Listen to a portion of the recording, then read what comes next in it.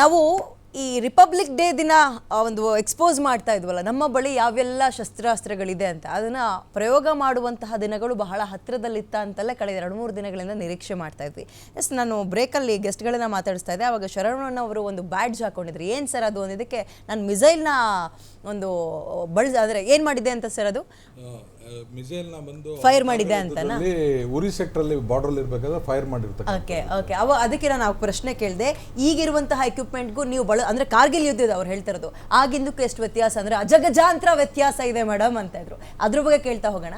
Sir ಹೇಳಿ, ಈಗ missile ಅಂತ ಹೇಳ್ತಾ ಇದ್ರಿ, ಮಿಸೈಲ್ ಆಗಿರ್ಬೋದು, ಡ್ರೋನ್ಗಳಾಗಿರ್ಬೋದು, ಈಗ ಮತ್ತೆ ನಾವು ಕರಿತಾ ಇರೋ ಬ್ರಹ್ಮೋಸ್, S-400 ಇವೆಲ್ಲವೂ ಕೂಡ ಸಿಕ್ಕಾಪಟ್ಟೆ ಸ್ಟ್ರಾಂಗ್ ಇರೋದು ಅಂತ ಕೇಳ್ಪಡ್ತಾ ಇದ್ವಿ. ನೀವಿದ್ದಂತಹ ಕಾಲದ ಎಕ್ವಿಪ್ಮೆಂಟ್ಗಳಿಗೂ ಈಗಿರುವಂತಹ ಶಸ್ತ್ರಾಸ್ತ್ರಗಳಿಗೂ ವ್ಯತ್ಯಾಸ ಹೇಗೆ ಹೇಳ್ಬೋದು ನೀವು?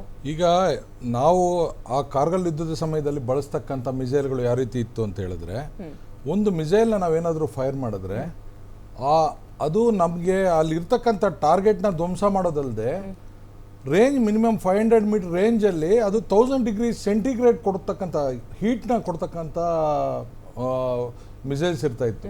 ಅಂತ ಹೇಳಿದ್ರೆ ಅದು ಯಾವ ರೀತಿ ಅಂತ ಹೇಳಿದ್ರೆ, ನಿಮ್ಮ ಒಂದು ಕಿಟಕಿಲಿರ್ತಕ್ಕಂಥ ರಾಡ್ ಇರ್ಬೋದು, ಕಬ್ಬಿಣದ ರಾಡ್, ಅದನ್ನು ಕರಗಿ ನೀರಾಗುವಂಥ ಕೆಪಾಸಿಟಿ. ಅಂದರೆ ನೀವು ಆ ಸರೌಂಡಿಂಗಲ್ಲಿ ಇರ್ತಕ್ಕಂಥ ಒಂದು ಜೀವಾಣು ಕೂಡ ಇರೋಕ್ಕೆ ಸಾಧ್ಯ ಇಲ್ಲ. ಅದು ಸ್ಮಾಲ್ ಮಿಸೈಲ್ಗಳು ನಮಗೆ ಇನ್ಫೆಂಟ್ರಿ ಟೀಮ್ಗಳಲ್ಲಿ ನಮಗೆ ಫೈರ್ ಮಾಡೋಕ್ಕೆ ಅಂತ ಕೊಡ್ತಾ ಇದ್ರು. ಆ ಸಮಯದಲ್ಲಿ ನಿಜವಾಗ್ಲೂ ಹೇಳ್ಬೇಕಂದ್ರೆ ಈಗಿರ್ತಕ್ಕಂಥ ಬ್ರಹ್ಮೋಸ್ ಇರ್ಬೋದು, ಅಗ್ನಿ ಮಿಸೈಲ್ಗಳು ಇರ್ಬೋದು, ಇದೆಲ್ಲ ಬಂದ್ಬಿಟ್ಟು ಏನಿಲ್ಲ ಅಂದ್ರೆ ಕಿಲೋಮೀಟರ್ಗಳ ಗಟ್ಟಲೆ ಧ್ವಂಸ ಮಾಡೋದು. ಅರ್ಧ ಕಿಲೋಮೀಟರ್ ಒಳಗೆ ಈಗಿಂದು ನಾವು ಹೇಳ್ದಂಗೆ 200-300 ಕಿಲೋಮೀಟರ್ ಒಳಗಡೆವರೆಗೂ ನಮಗೆ ಧ್ವಂಸ ಮಾಡೋಂಥ ಮಿಸೈಲ್ಗಳು ನಮ್ಮ ಹತ್ರ ಆಲ್ರೆಡಿ ಇದೆ. ಅದಕ್ಕೋಸ್ಕರನೇ ಜೊತೆಗೆ ಆ ಮಿಸೈಲ್ನ ಆಪರೇಟ್ ಮಾಡೋದು ಅನ್ನೋದು ಸರ್ವೇ ಸಾಮಾನ್ಯ ಅಲ್ಲ. ಹಾಗೆ ನಾವು ಆ ಕಾರ್ಗಿಲ್ ಯುದ್ಧದ ಸಮಯದಲ್ಲಿ ನಮಗೆ ಅದು ಟ್ರೈನ್ ಅಪ್ಪೇ ಇರಲಿಲ್ಲ. ಕೆಲವು ಮಿಸೈಲ್ಗಳು ನಮಗೆ ರಷ್ಯಾದಿಂದ ಬರ್ಬೋದು, ಸ್ವೀಡನ್ನಿಂದ ಬರ್ಬೋದು. ಅಂಥ ಮಿಸೈಲ್ಗಳು ಯಾವ ರೀತಿ ಬರ್ತಾ ಇತ್ತು ಅಂತ ಹೇಳಿದ್ರೆ, ನಮ್ಮ ಮುಂದೆ ತಂದಾಗ ನಾವು ಅದನ್ನ ಬಳಸೋದಕ್ಕೂ ಗೊತ್ತಾಗ್ತಿರ್ಲಿಲ್ಲ. ಯಾಕಂದ್ರೆ ನಾವು ಅಷ್ಟು ಹೈಲಿ ಎಜುಕೇಟೆಡ್ ಆ ಟೈಮಲ್ಲಿ ಕಾಣ್ತಾ ಇರಲಿಲ್ಲ. ಆದ್ರೆ ನಮ್ಗೆ ಇಮಿಡಿಯೇಟ್ಲಿ ನಮ್ಗೆ ಏನ್ ಮಾಡ್ತಾ ಇದ್ರು, ಅಲ್ಲಿಂದ ಟ್ರೈನ್ ಮಾಡೋರು ಅದನ್ನ ಯಾವ ರೀತಿ ಬಳಸಬೇಕು ಅನ್ನೋ ಅಂತ ನಮ್ಗೆ ಕೊಟ್ಟು ಅದನ್ನ ನಾವು ಯುದ್ಧದ ಮೈದಾನಗಳಲ್ಲಿ ನಾವು ಅದನ್ನ ಬಳಸಿದೀವಿ. ಆಮೇಲೆ ಈಗ ನಾವು 16 ಬ್ಯಾರೆಲ್ ರಾಕೆಟ್ ಲಾಂಚರ್ಸ್ ಇದೆ. ಅವಾಗೆಲ್ಲ ಸಿಂಗಲ್ ಬ್ಯಾರೆಲ್ ರಾಕೆಟ್ ಲಾಂಚರ್ಸ್ ಅಂತ ಬರ್ತಾ ಇತ್ತು. ಸೈನಿಕರೇ ಬಂದು ಜನರೇಟರ್ನ ಜಸ್ಟ್ ಆನ್ ಮಾಡಿ ಹೇಗೆ ನಾವು ಆಪರೇಟ್ ಮಾಡ್ತಾ ಇದ್ದೋ ಆ ರೀತಿ ಮಿಸೈಲ್ಗಳನ್ನ ಫೈರ್ ಮಾಡ್ತಾ ಇದ್ದು. ಈಗೆಲ್ಲ ಬಂದು ನಿಮ್ಗೆ ಗೊತ್ತಿದೆ, ದೊಡ್ಡ ದೊಡ್ಡ ವೆಹಿಕಲ್ಗಳಲ್ಲಿ 16-18 ಬ್ಯಾರೆಲ್ಗಳು ಇರ್ತಕ್ಕಂಥ ಮಿಸೈಲ್ಗಳು ಬಂದಿದೆ. ನಿಮಿಷಕ್ಕೆ ಬಂದು 500-600 ರಾಕೆಟ್ ಲಾಂಚರ್ಸ್ನ ನಾವು ಫೈರ್ ಮಾಡೋಂಥ ಒಟ್ಟೊಟ್ಟಿಗೆ ಫೈರ್ ಆಗೋಂಥ ಮಿಸೈಲ್ಗಳು ಬಂದಿದೆ. ನಮ್ಮ ದೇಶ ಈಗ ವಿಶ್ವದ ಎಲ್ಲೆಡೆ ಬಂದು ತುಂಬಾ ಸ್ಟ್ರಾಂಗ್ ಆಗಿದೆ. ಇದು ಖಂಡಿತವಾಗ್ಲೂ ಪಾಕಿಸ್ತಾನಕ್ಕೆ ಇದು ಗೊತ್ತಿದೆ. ಇದು ನಾವೇನಾದರೂ ಯುದ್ಧ ಆರಂಭ ಮಾಡಿದ್ರೆ ಖಂಡಿತವಾಗ್ಲೂ ನಾವು ಯಾರೂ ಇರೋದಿಲ್ಲ ಅಂತ ಗೊತ್ತು. ಜೊತೆಗೆ ಇವ್ರು ಏನಂತ ಹೇಳಿದ್ರೆ, ಬೀಸೋ ದೊಣ್ಣೆಯಿಂದ ತಪ್ಪಿಸ್ಕೋಬೇಕಷ್ಟೇ. ಯಾಕಂದ್ರೆ ಈ ಸಮಯದಲ್ಲಿ ನಾನು ಯಾವ ರೀತಿ ತಪ್ಪಿಸ್ಕೋಬೇಕು, ನಾನು ಯಾರು ಕಾಲಿಡಿಬೇಕು ಅನ್ನೋದನ್ನ ಆ ಕೆಲಸಗಳ ಚೆನ್ನಾಗಿ ಗೊತ್ತಿದೆ. ಅಂದ್ರೆ ಇವರು ಕುತಂತ್ರದಿಂದನೇ ಇದುವರೆಗೂ ನಮ್ಮ ದೇಶನ ಹಾಳು ಮಾಡೋಕ್ಕೆ ಪ್ರಯತ್ನ ಪಟ್ಟಿರೋದು. ಅದಕ್ಕೆ ಹೇಳೋದು, ನಮ್ಮ ದೇಶದ ನಾಯಕ ಯಾವಾಗ ಚೆನ್ನಾಗಿರ್ತಾನೆ ನಮ್ಮ ದೇಶ ಸಮೃದ್ಧಿಯಾಗಿರೋದಕ್ಕೆ ಕಾರಣ ಅಂತ ಹೇಳ್ತೀವಿ. ಈ ಸಮಯದಲ್ಲಿ ನಾನು ಹೇಳೋದು ಏನು, ಒಂದೇ ಬಯಸೋದು ಏನಂತ ಹೇಳಿದ್ರೆ, ನಮ್ಮ 26 ಜನ ನಮ್ಮ ಜನನ ಅವ್ರನ್ನ ಕೊಂದಿರ್ತಕ್ಕಂಥದಕ್ಕೆ ನಿಜವಾಗ್ಲೂ ಉತ್ತರ ಕೊಡೋ ಸರಿಯಾದ ಸಮಯ. ಈ ಸಮಯನ ನಾವು ಬಳಸ್ಕೊಳ್ಳಿಲ್ಲ ಅಂದ್ರೆ ಮುಂದೆ ನಮ್ಮ ದೇಶದ ಏನು ನಮ್ಮ ಸೈನ್ಯದ ಸ್ಟ್ರಾಂಗ್ ಏನಿದೆಯೋ ಅದನ್ನ ಅವ್ರಿಗೆ ನೆಕ್ಸ್ಟ್ ತೋರ್ಸಕ್ ನಮಗೆ ಚಾನ್ಸಸ್ ಸಿಗಲ್ಲ. This is the exact time ನಾವು ಉತ್ತರವನ್ನ ಕೊಡಕ್ಕೆ. ಮತ್ತೆ ನಾವ್ ಏನಿದೀವಿ ಅಂತ ಬರೀ ಪಾಕಿಸ್ತಾನಕ್ಕೆ ತೋರ್ಸಕ್ಕಲ್ಲ, ಇಡೀ ವಿಶ್ವಕ್ಕೆ ನಾವು ಎಷ್ಟು ಸಬಲರಾಗಿದ್ದೀವಿ, ಸ್ಟ್ರಾಂಗ್ ಆಗಿದ್ದೀವಿ ಅಂತ ತೋರಿಸೋ ಇದು ಅಂತ. Yes sir. ರಮೇಶ್ ಸರ್, ನಾನು ಅದೇ ಪ್ರಶ್ನೆ ನಿಮ್ಮನ್ನು ಕೇಳೋದಾದ್ರೆ, ನಿನ್ನೆ ತಾನೇ ಲಕ್ನೋದಲ್ಲಿ ಮತ್ತೊಂದು ಉತ್ಪಾದನಾ ಘಟಕವನ್ನ ಓಪನ್ ಮಾಡಿದ್ದೀವಿ, ಅಂದ್ರೆ ಬ್ರಹ್ಮೋಸ್ಗೆ. ಹೇಳಿ, ನಾವು ವೆಪನ್ ವಿಚಾರದಲ್ಲಿ ಎಷ್ಟು ಸ್ಟ್ರಾಂಗ್ ಇದೀವಿ? ನಾನು ಬರೋ ಎಲ್ಲಾ ಪ್ಯಾನಲಿಸ್ಟ್ನು ಕೇಳುವಂಥದ್ದು ಅದೇ. ಸೇನೆಯಲ್ಲಿ ಇದ್ದಂಥವ್ರಿಗೆ ನೀವು ಆಗಿನ ಕಾಲಕ್ಕೂ ಮತ್ತು ಈಗಿರುವಂತಹ ಶಸ್ತ್ರಾಸ್ತ್ರಗಳಿಗೂ ಏನು ವ್ಯತ್ಯಾಸಗಳನ್ನ ಕಾಣ್ತೀರಾ? ನೀವು ಎಷ್ಟು ಮಿಸ್ ಮಾಡ್ಕೊಳ್ತೀವಿ? ಈಗಲೂ ನಾವು ವಾರ್ ಫೀಲ್ಡ್ ಅಲ್ಲಿ ಇರಬೇಕು ಅನ್ನೋದನ್ನ ಎಷ್ಟು ಮಿಸ್ ಮಾಡ್ಕೊಳ್ತೀನಿ ಅಂತ ನಾನು ಪದೇ ಕೇಳ್ತಾ ಇರ್ತೀವಿ. ತುಂಬಾ ಮಿಸ್ ಮಾಡ್ಕೊತೀವಿ. ಅದೊಂದು ಇದ್ದಿದೆ 2014 ಮುಂಚೆ ನಾವೇನು ಡಿಫೆನ್ಸಲ್ಲಿ ನಾವಿದ್ದಾಗ ಆ ಟೈಮಲ್ಲಿ ಟೆಕ್ನಾಲಜಿಗೆ ನಾವು ಅಪ್ಡೇಟ್ ಆಗಿದ್ದಿಲ್ಲ. ಅಂದರೆ ನಮ್ಮ ಬಡ್ಜೆಟ್ ವೆರಿ ಲೆಸ್ ಇತ್ತು. ನಮಗೆ ಬೇಕಾಗಿರೋ ಇಕ್ವಿಪ್ಮೆಂಟ್ಸ್ ಆಗಿರ್ಬೋದು, ನಮಗೆ ಬೇಕಾದ ಸೇಫ್ಟೀಸ್ ಇರ್ಬೋದು, ನಮಗೆ ಬೇಕಾದಂಥ ಫ್ರೀಡಮ್ ಇರ್ಬೋದು. ಯಾಕೆಂದರೆ ಬಾರ್ಡಲ್ಲಿ ಇದ್ದು ಬಂದಿರ್ತಕ್ಕಂಥದ್ದು ನಾವೆಲ್ಲ ನಮ್ಮ ಒಂದೊಂದು ಹೆಣ ತಗೊಳೋದಕ್ಕೂ ಭಾಳ ಕಷ್ಟ ಆಗೋದು. ನಮಗೆ UN ತನಕ ಹೋಗ್ಬೇಕು. ನಮ್ಮವ್ರು ಸತ್ತರೆ ಆ ಬಾಡಿ ನಾವು ಹೇಳ್ಕೊಳಕ್ಕೆ 2 ದಿವಸ ಬೇಕಾಗಿತ್ತು. ಅವ್ರಿಗೆ ನಿಲ್ಸಪ್ಪ ಅಂತ UN ಮುಖಾಂತರ ಅಷ್ಟೊಂದು ವೀಕ್ ಇತ್ತು ನಮ್ಮ. ಆಗಿನ ಒಂದು ಪೊಲಿಟಿಕಲ್ ಇದು. ಈಗ ಹಂಗಲ್ಲ, ಈಗ ಒಂದು ಹೋದ್ರೆ ಇನ್ನೊಂದು ಹೊಡಿಬೋದು ಅಂತ. ಬಟ್ ಈ 2014 ನಂತರ ಬಂದಿರತಕ್ಕಂಥ ಡೆವಲಪ್ಮೆಂಟ್ಸ್ ಇದೆ. ನನಗೆ ಒಂದು ವಿಷಯ ಹೇಳಿ, DRDO, defence research and development organisation, ಅದು it's big organisation in our nations. ಕೋಟಿಗಟ್ಟಲೆ ಸ್ಪೆಂಡ್ ಮಾಡ್ತಾರೆ ಅದಕ್ಕೆ R&Dಗೆ. ನನಗೊಂದು ಹೇಳಿ, ನಮ್ಮ ಅದು 2014 ಬಿಫೋರು ಆ ಸೂಜಿ ದಾರ ಏನು ನಾವು ಇದಾಗ್ತೇವಲ್ಲ ಯೂನಿಫಾರ್ಮ್ಸ್ ಹೊಲಿಲಿಕ್ಕೆ, ಅದು ಡೆವಲಪ್ ಮಾಡ್ತಿದ್ರೆ, ಟೂತ್ ಪೇಸ್ಟ್ ಡೆವಲಪ್ ಮಾಡ್ತಿದ್ರೆ ಅನ್ನೋದಕ್ಕೆ ಎಷ್ಟು ಅಸಹ್ಯ ಅನ್ಸುತ್ತೆ ಹೇಳಿ ನೀವು. ಅಂತಂಥ ಇಂಜಿನಿಯರ್ಸು, ಸೈಂಟಿಸ್ಟ್ ನಾವು ಇಟ್ಕೊಂಡ್ಬಿಟ್ಟು ನಾವು ಅವ್ರಿಗೆ ಅಷ್ಟೇ ಸೀಮಿತ ಮಾಡಿದ್ವಾ? ಅವ್ರನ್ನ ಸಂಪೂರ್ಣವಾಗಿ ಬಳಸ್ಕೊಳ್ಳಿಲ್ಲ. ಇಲ್ಲ, ಬಳಸ್ಕೊಂಡೇ ಇಲ್ಲ. 2014 ಮುಂಚೆ ನಮ್ಮನ್ನ ಹೆಂಗ್ ಮಾಡಿದ್ರೆ ಎಲ್ಲಾ ಕಡೆಯಿಂದ ಎಲ್ಲಾ ರೀತಿಯ ಸಪ್ರೆಸ್ಸೇ ಮಾಡಿದ್ರೆ ಬಿಟ್ಟರೆ ಬೇರೆ ಏನು ಮಾಡಿದಿಲ್ಲ ನಮಗೆ. ನಮ್ಮ ಇಂಜಿನಿಯರ್ಸ್ ಆಗಿರ್ಬೋದು, ನಮ್ಮ ಡಿಫೆನ್ಸ್ ಆಗಿರ್ಬೋದು, ನಮ್ಮ ಸ್ಟ್ರೆಂತ್ ಆಗಿರ್ಬೋದು, ನಮ್ಮ ಕೆಪಾಸಿಟಿ ಆಗಿರ್ಬೋದು, ಎಲ್ಲದೂ ಸಪ್ರೆಸ್ ಮಾಡಿಟ್ಟಿದ್ರು. ಅಂದ್ರೆ ಒಂಥರ ಆ ಸ್ಪ್ರಿಂಗ್ ಅದನ್ನ ಹೆಂಗಿರ್ತಾರಲ್ಲ ಆ ಒಂದು ಸಿಸ್ಟಮ್ ಇಟ್ಟಿದ್ರು. 2014 ನಂತರ ಸ್ಪ್ರಿಂಗ್ ಚಿಮ್ಮಿದೆ. DRDO ಮಾಡಿರ್ತಕ್ಕಂಥ ಒಂದೊಂದು ಮಿಸೈಲ್ಗಳನ್ನು ನಾವು ನೋಡ್ತಾ ಹೋದ್ರೆ ನಮಗೆ ಆಶ್ಚರ್ಯ ಆಗುತ್ತೆ. ಕೆಲವೊಂದು ಡೀಟೇಲ್ಸ್ ನಾವು ಹೇಳಕ್ಕಾಗಲ್ಲ. ನಮ್ಮ ಈಗಿನ ಕೆಪಾಸಿಟಿ 5000 ಕಿಲೋಮೀಟರ್ ರೇಂಜಲ್ಲಿ ಹೊಡಿತೇವೆ ನಾವೀಗ. 5000 ಕಿಲೋಮೀಟರ್ ರೇಂಜ್. ಬ್ರಹ್ಮೋಸ್ ಬಂದ್ಬಿಟ್ಟು ಬ್ರಹ್ಮೋಸ್ ಸೆಕೆಂಡ್ ವರ್ಷನ್ ಆಲ್ರೆಡಿ ಬಂದಾಗಿದೆ ಈಗ. ಬ್ರಹ್ಮೋಸ್ ಸೆಕೆಂಡ್ ವರ್ಷನ್ ಬಂದಿರೋದ್ರಿಂದಾಗಿ ಆ ಬ್ರಹ್ಮೋಸ್ ನಾವು ಮಾಡಿರೋದು ರಷ್ಯಾ ಅಂಡ್ ಇಂಡಿಯಾ ಕೊಲಾಬ್ರೇಷನ್ ಆಗಿ. ರಷ್ಯಾ ಮತ್ತೆ ಇಂಡಿಯಾ ಕೊಲಾಬ್ರೇಷನ್ ಮಾಡಿದ್ರಿಂದಾಗಿ ನಾವು ಆ ಸೆಕೆಂಡ್ ವರ್ಷನ ಸೇಲ್ ಮಾಡ್ಲಿಕ್ಕೆ ಆಗ್ತಾ ಇಲ್ಲ, because of terms and conditions with Russia. ಹಂಗಾಗಿ ಅದು ಮಾಡೋಕ್ಕಾಗ್ತಾ ಇಲ್ಲ. ವೈ? ಬಿಕಾಸ್ ಅದು ಕೆಲವೊಂದು ಟೈಮ್ ಅವರು ಥ್ರೆಟ್ ಆಗೋದು. ಬಟ್ ಫಸ್ಟ್ ವರ್ಷನ್ಸ್ ಏನಿದೆ ನಾವು ಸೆಲ್ ಮಾಡಿದ್ದೇವೆ, ಸುಮಾರು ಇದಕ್ಕೆ ಸೆಲ್ ಮಾಡಿದ್ದೇವೆ. ಈಗಿನ ಕೆಲವೊಂದು ಹೆಸರು ತಗೊಂಡ್ರು, ಅದಕ್ಕಿಂತನೂ ಅಡ್ವಾನ್ಸ್ಡ್ ವರ್ಷನ್ಸ್ ನಮ್ಮಲ್ಲಿ ಇದಾವೆ ಇವಾಗ. ಸುಮಾರು ಅಡ್ವಾನ್ಸ್ ವರ್ಷನ್ ಇದ್ದಾವೆ. ಇದಕ್ಕೆ ರಾಕೆಟ್ ಇದಕ್ಕೆ ಬಂದರೆ ನಾವು ಆಯ್ತಾ, ಮಿಸೈಲ್ಸ್ ಇದಕ್ಕೆ ಬಂದರೆ, ಇನ್ ದ ಮೀನ್ ವೈಲ್ ಆರ್ಮಿಲಿ ರೇಡಾರ್ ಸಿಸ್ಟಮ್ಸ್ ನಾವು ಯೂಸ್ ಮಾಡ್ತೀವಿ ಟು ಡಿಟೆಕ್ಟ್ ಅವರವೆಲ್ಲ ಏರ್ಕ್ರಾಫ್ಟ್ನ ಡಿಟೆಕ್ಟ್ ಮಾಡೋಕ್ಕೆ. ಅದು ಸಹ ವೆಲ್ ಅಡ್ವಾನ್ಸ್ಡ್ ಇದೆ ಇವಾಗ. ಮೊದಲೇ ಇಸ್ರೇಲಿನ ನಾವು ಭಾಳ ಕಮ್ಮಿ ತೊಗೊತಿದ್ವಿ. ಇವಾಗ ಇಸ್ರೇಲ್ 2014 ಅಂತ ಇಸ್ರೇಲ್ ವರ್ಲ್ಡಲ್ಲಿ ಅಮೇರಿಕ ಎದ್ರದ್ದು ಒಂದೇ ಕಂಟ್ರಿಗೆ, ಅದು ಇಸ್ರೇಲ್. ಯಾಕೆಂದರೆ ಅವರು ಅಷ್ಟು ಟೆಕ್ನಾಲಜಿ ಸ್ಟ್ರಾಂಗ್ ಇದೆ ಅಂದರೆ defence technology I am talking about. ಹಾಗಾಗಿ ಅಮೇರಿಕನೂ ಅವ್ರಿಗೆ ಎದುರುತ್ತೆ. ಅವರು ಅಮೇರಿಕ ಕೇರ್ ಮಾಡಲ್ಲ, ಯಾರು ಇಸ್ರೇಲಿಸು. ಅವ್ರು ಏನು ಮಾಡ್ಬೇಕು ಅದು ಮಾಡ್ಬಿಟ್ಟು ನೀನೇನು ಮಾಡ್ಕೊಂಡು ಲೆಕ್ಕದಲ್ಲಿ ಅವರು ಇದ್ದಾರೆ. ಯಾಕೆಂದರೆ ಅವರೆಲ್ಲ ಕಡೆ ಸದೃಢವಾಗಿದ್ದಾರೆ, ಫೈನಾನ್ಷಿಯಲಿ ಸದೃಢವಾಗಿದೆ, ಯಾರು ಡಿಪೆಂಡೆನ್ಸಿ ಇಲ್ಲ. ಏನು ಮಾಡ್ಬೇಕು ಅವ್ರು ಮಾಡ್ಕೊತಾರೆ. ಟೆಕ್ನಾಲಜಿ ನಾವು ಸ್ಟ್ರಾಂಗ್ ಇದೆ, ಡಿಫೆನ್ಸ್ ಸಿಸ್ಟಮ್ ಅವ್ರು ಸ್ಟ್ರಾಂಗ್ ಇದೆ, ಪ್ರತಿಯೊಂದು ಸ್ಟ್ರಾಂಗ್ ಇದೆ. ಅವರೆಲ್ಲ ಇನ್ಬಿಲ್ಟೆ, ಯಾರು ಔಟ್ಸೋರ್ಸ್ ಮಾಡೋಂಥ ಲೆಕ್ಕದಿಲ್ಲ ಇಲ್ಲ.